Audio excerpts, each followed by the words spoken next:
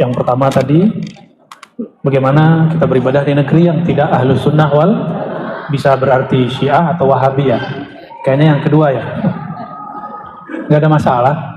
Ahlus sunnah itu sangat fleksibel, tidak saklek. Makanya di ahlus sunnah ada banyak mazhab. Mazhab itu bukan buatan imam, tapi itu anugerah dari Allah, diturunkan kepada Rasulullah, lalu disusun oleh para imam, bahannya semuanya dari Rasulullah SAW. Ya, jadi Imam Syafi'i bukan buat agama baru, dia hanya rapikan hadis untuk membantu umat, karena Rasulullah SAW membantu umat. Coba di Quran ada nggak cara sholat? Ada nggak cara sholat? Dimulai dari takbir, cara ngangkat takbir ada nggak? Nggak ada. Mesti baca hadis. Coba baca hadis. Ketemu nggak di hadis cara sholat dari awal sampai akhir satu hadis? Nggak ada. Mesti gabungan banyak hadis. Maka para imam ini mengumpulkan dari gurunya. Kan imam nggak ketemu Nabi juga. Imam Syafi'i ketemu Imam Malik ketemu Imam Nafi ketemu Abdullah bin Umar. Jadi kalau orang ngomong langsung saja kepada Rasulullah, itu orang pembohong. Ahli hadis benci sama orang begini. Ya. Jangankan kepada Rasul Shallallahu Alaihi Wasallam, ahli hadis itu paling geram kalau ada orang ngomong ini. Guru saya si Anunya udah meninggal. Ditanya, kamu lahir tahun berapa? Kapan ketemu si Anu? Ternyata dia klaim itu berguru kepada si Fulan, orangnya udah meninggal. Sekarang ada orang mengatakan langsung saja kepada Rasulullah. Rasulullah wafat tahun 11, dia hidup 1444. Mungkin nggak langsung ke Rasulullah? Nggak mungkin. Ternyata maksudnya langsung baca buku. Padahal buku itu ditulis oleh imam yang berguru. Ya, jadi nggak ada masalah. Nah, nanti konsultasi kepada ustadznya ketika Anda berangkat umroh kah? Atau sedang melancong ke Iran. Nggak ada masalah. Sangat fleksibel. Ya.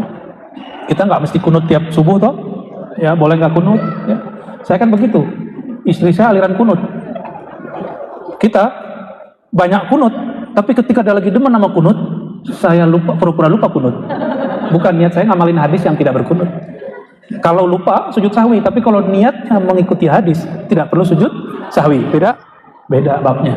Nah, sama. Ini yang salah paham banyak orang, katanya mazhab Syafi'i sentuh suami istri batal. Enggak, kalau lagi di Mekah, lagi kita tawaf manasik tidak batal. Itu penjelasan Imam Syafi'i berdasarkan hadis-hadis. Tapi beliau mengkhususkan di mana tidak perlu pindah mazhab. Saya tidak perlu pindah mazhab. Ya, masih sesama mazhab Syafi'i, tapi beda paham karena beda guru. Ya, beda hadis yang didapat. Jadi mazhab fikih kita sangat kaya. Nah, jadi nggak usah khawatir, walaupun berbeda paham, beda akidah dengan Wahabi, Syiah kan.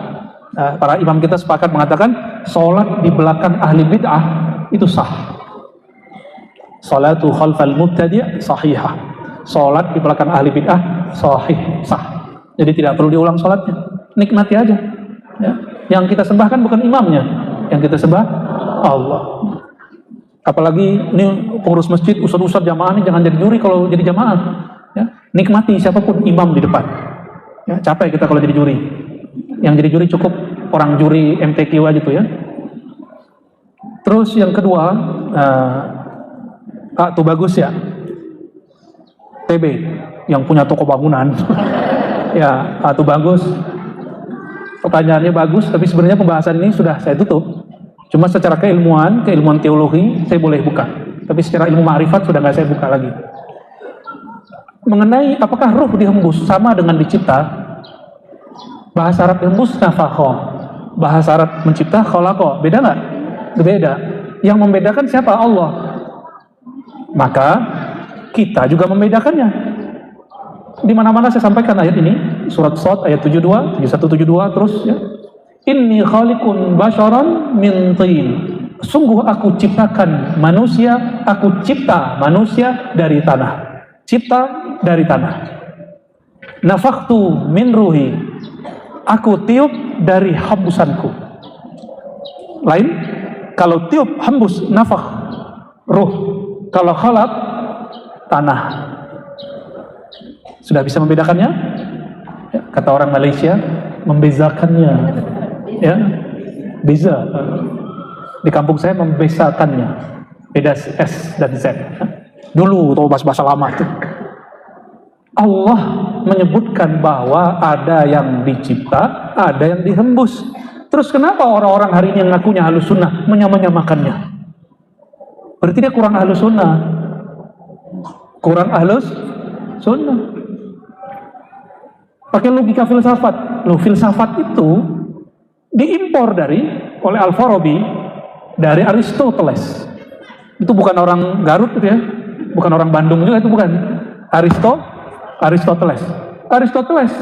Dia buat logika untuk berdebat. Al-Quran bukan untuk berdebat. Maka logika itu nggak berlaku. Apa logikanya? Kalau tidak dicipta, mencipta dong. Kalau tidak makhluk, kholik dong. Itu falsafah. Saya juga dosen filsafat 7 tahun. Ngerti juga ya begitu-gitu. Enggak, jangan terjebak. Jangan terjebak di bagian itu. Oke? Allah mengatakan apa? Aku cipta manusia dari tanah. Setelah sempurna penciptaannya, aku hembuskan. Jadi penciptaan itu dari tanah. Kalau hembusan dari ruh. Ruh bukan zat. Ingat, ruh bukan zat. Jika ruh tidak menempati tubuh, apalagi Allah. Jika ruh nanti meninggal, tidak ada yang tersisa dari ruh di badan. Coba potong kuku, ruhnya kepotong nggak? Enggak. Coba Bang Damas, ruhnya keluar nggak? Enggak. Apabila Allah meniupkan ruh, bukan berarti ada zat yang berkurang dari zat Allah. Itu ajaran sesat. Kalau ilmu akidah itu ngomong sesat salah. Dalam ilmu tasawuf nggak ngomong begitu. Kurang tepat, sangat tepat. Baik, kurang baik. Nah, saya cuma ngomong nih, saya tinggalkan bab debat. Ya, orang yang mengatakan kalau ruh tidak dicipta, berarti dia pencipta. Itu orang kurang tepat memahami Al-Quran. Ya, Al-Quran filsafat, pilih mana? Nah, Al-Quran membedakan khalaqa dengan nafakha. Lalu ada orang nyamainnya. Ikut yang mana? Ikut filsafat orang itu atau ikut Quran? Ya. Maka ulama kita, kata ruh di dalam Al-Quran itu puluhan. Kadang berarti jiwa, kadang berarti rahmat, rauh, kadang berarti amrullah, rahasia Allah, kadang berarti wahyu, Quran. Macam-macam di Quran. Kalau ada orang mengatakan ruh itu dicipta, di Quran dikatakan auhayna ilaika ruham min amrina. Aku wahyukan kepadamu ruhan, ruh. Jika ada orang mengatakan ruh dicipta, dia sudah membatalkan akidah Ahlus Sunnahnya bahwa Al-Quran wahyu, ruh Quran tidak pernah dicipta. Ini ada Ustaz Ahlus Sunnah ngakunya, Singa Aswaja ngakunya, yakin Quran tidak dicipta, tapi bahas ruh gagal. Apa kata dia? Ruh dicipta. Dia lupa, ini tanda nggak hafiz Quran juga. Bahwa di Quran ada lafaz ruh, maknanya Quran. Auhayna ilaika ruhan min amrina. Sungguh kami utus kepadamu ruhan. Kami kirim kepadamu ruhan. Bisa berarti Jibril. Kalau Jibril dicipta, benar. Kalau wahyu, kalamullah nggak dicipta. Jadi ruh ini arti yang mana? Maka datanglah orang Yahudi ngetes Rasulullah SAW. Bertanya tentang ruh. Apa kata Allah? Qulir ruh min amir rabbi. Katakan itu urusan Tuhanku, bukan urusan kalian. Kalian tidak beri ilmunya kecuali sedikit. Sering kita sampaikan, ini sebagai penutup. Kalau orang kaya Bandung ngomong sedikit, itu berapa miliar? Berapa miliar? Orang tajirnya Bandung nih, ngomong dikit, batuk dia sudah 10 M. Ya, batuk doang. Gimana kalau berdahak? 20 M. Gimana kalau dimuntah? Itu baru dikitnya orang kaya. Orang kaya ngomong dikit, batuk 1 M. Bayangin coba. Cuma pencet-pencet doang di tangannya. Udah ketemu sama orang kaya di dunia begitu? Saya udah ketemu, banyak ketemu begitu. Ada orang yang pusing dengan kemiskinannya. Udah ketemu belum dengan orang yang pusing sama kekayaannya? Saya udah ketemu beberapa orang, unik-unik itu orang. Ajib, luar biasa. Batuk 1 M. Kalau berdahak 10. Allahumma sholli ala Sayyidina Muhammad. Kalau makhluk tajir ngomong sedikit, itu 1 M. Sedikitnya orang tajir. Yang maha tajir di alam semesta siapa? Kalau Allah bilang, aku tidak beri kamu ilmu tentang ruh kecuali sedikit. Sedikitnya Allah berapa? Sudah pernah keliling dunia belum? Keliling Bandung aja saya belum. Gak bisa keliling. Setiap kesini pasti dipaksa ngajar kan? nggak boleh keliling. Saudara-saudari dimuliakan Allah, terutama tuh Bagus dan teman-teman, ya. Dulu di tanah Sunda ini ada namanya Syekh Abdul Muhi Pamijahan. Ini Syekh imam orang Jawa sebenarnya, tapi besarnya di Sunda. Beliau ini pakar ilmu ruh. Ya, saya pernah berkunjung waktu rihlah ke Bandung tahun lalu, ketemu seorang kiai, dia nyimpen dari moyangnya tulisan tangan lama, sudah berumur mungkin ratusan tahun, isinya tentang kajian ruh, pakai bahasa Sunda. Ini tanda orang Sunda juga punya peradaban ruhani. Cari itu, silakan dicari, ya. Cari aja sendiri. Ya, Syekh Abdul Muhi Pamijah, silakan ke sana. Itu murid langsung dari Syekh Abdul Rauf As-Sinkili, ya, dan juga pernah langsung ke Mekah ketemu dengan Imam Qurani, gurunya Syekh Abdul Rauf. Ke Baghdad, kemana-mana beliau. Ya, silakan. Beliau bertorikot Qadiriyah dan Syatariyah, begitu juga kalau ada macam-macam. Cuma yang masyhur torikot ruhani, torikot ruhnya, yaitu Syatariyah. Maka banyak simbol-simbolnya. Silakan dicari-cari ya. Semoga ketemu. Kalau nggak ketemu balik sini aja ya. Nanti kita buka-buka dikit-dikit. Kemarin kita buka dikit, banyak yang nggak seneng, ya kan? Tapi yang seneng banyak juga ya. Alhamdulillah. Alhamdulillah, gimana nggak seneng? Yang nggak seneng justru orang yang nganggap dirinya kiai dan ustadz. Saya dikritik keras. Apa kata mereka? Saya hargai mereka. Mungkin bentuk sayang kepada jamaah. Cuma maaf, bagi saya jamaah nggak bodoh-bodoh amat. Kajian berat begini kok dibuka di kalangan umum? Saya nggak buka kajian berat. Saya buka kajian yang diperlukan oleh ruhnya mereka. Maka orang-orang walaupun dia nggak kuliah tinggi, nggak nyantri, pasti seneng, nyaman dengerin kajian itu. Tuh yang nyantri berapa orang di sini? Santren kilat. Nggak banyak kan? Pasti ada beberapa yang nyantri. Tapi kalau sudah bahas ruh, semuanya senang. Kenapa? Paham nggak paham? Ruhnya paham. Karena fahamnya ruh tidak ada ibaratnya. Kalau masih bisa dikata-katakan, itu belum ruh. Itu masih di kolbu, masih di sir. Maka yang saya buka ini, itu masih bahasa kolbu. Tentang ruh. Belum bahasa ruh itu sendiri.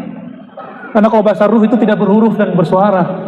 Ya, jadi ini masih kulit-kulit, bro. Ya, sis, bro kiai, sis nyai, saya tidak buka mutiara yang terdalam. Ini masih yang kulit-kulit yang ada di kitab. Bisa kita pertanggungjawabkan semua. Termasuk kajian dulu, kajian namaru, itu ada semua di kitab. Ada semua. Orang dulu nyebutnya isim Ali, nama langit, nama bumi, nama hakiki. Ya. Tapi karena orang nggak mau lagi, ya sudah kita tutup. Kita tutup, sudah nggak ada lagi kajian dulu. Kajian namaru udah nggak ada kan? Udah nggak ada, saya udah tutup. Nggak ada lagi. Ya, nggak tahu kapan lagi dibuka. Allahumma sholli ala Sayyidina Muhammad. Saudara-saudariku dimuliakan Allah, semoga Allah meridhoi majelis kita, memberkahi siapapun yang berjasa untuk kajian ini, yang mendirikan masjid ini, yang mewakafkan masjid ini, yang bersih-bersih di masjid ini, ya, yang berkhidmat untuk masjid ini. Semoga Allah berkahi semua. Ila ruhin Nabi sallallahu alaihi wasallam wa ila arwahi al-anbiya wal mursalin wal anbiya wal awliya wal ulama وآبائنا وأمهاتنا والمسلمين والمسلمات في مشارق الأرض ومغاربها والواقفين لهذا المسجد والمعمرين. الفاتحة.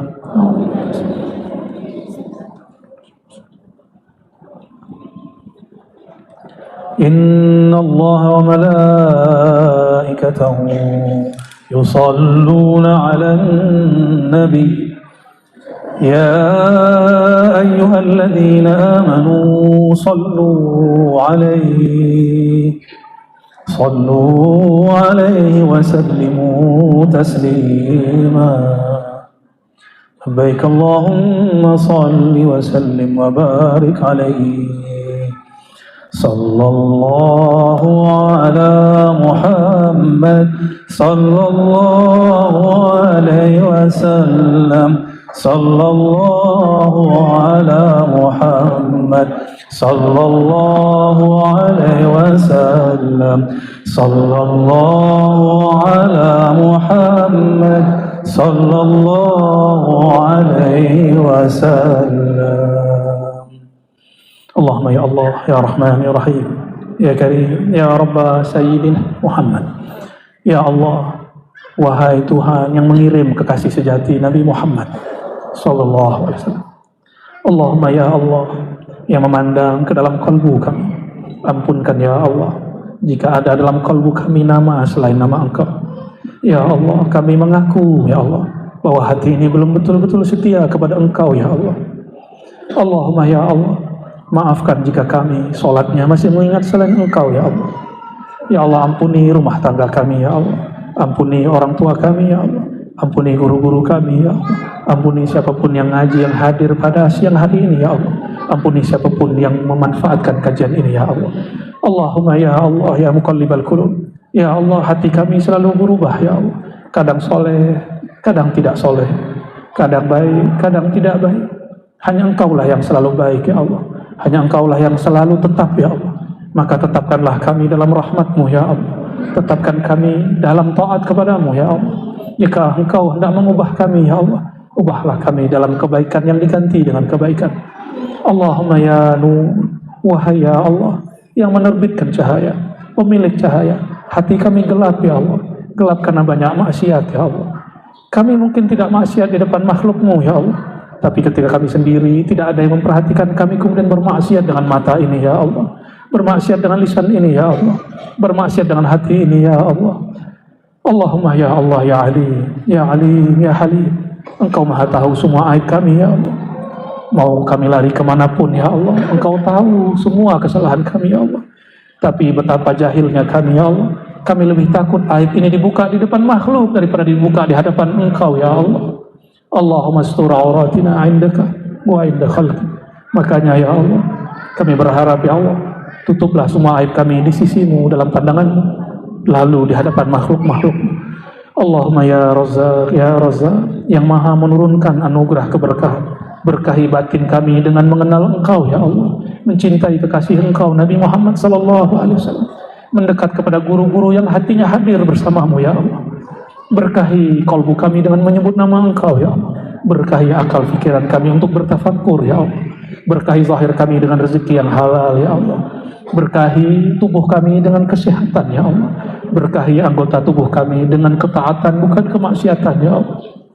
Allahumma rabbana atina fid dunya hasanah wa fil akhirati hasanah wa qina adzabannar. Ya Allah, kami memohon kebahagiaan di dunia ya Allah, kebahagiaan di akhirat ya Allah, bihaqi Sayyidina Muhammad sallallahu alaihi wasallam, dengan kemuliaan baginda Nabi Muhammad sallallahu alaihi wasallam. Sallallahu ala Muhammad sallallahu alaihi wasallam. Sallallahu ala Muhammad sallallahu alaihi wasallam. Sallallahu ala Muhammad sallallahu alaihi wasallam.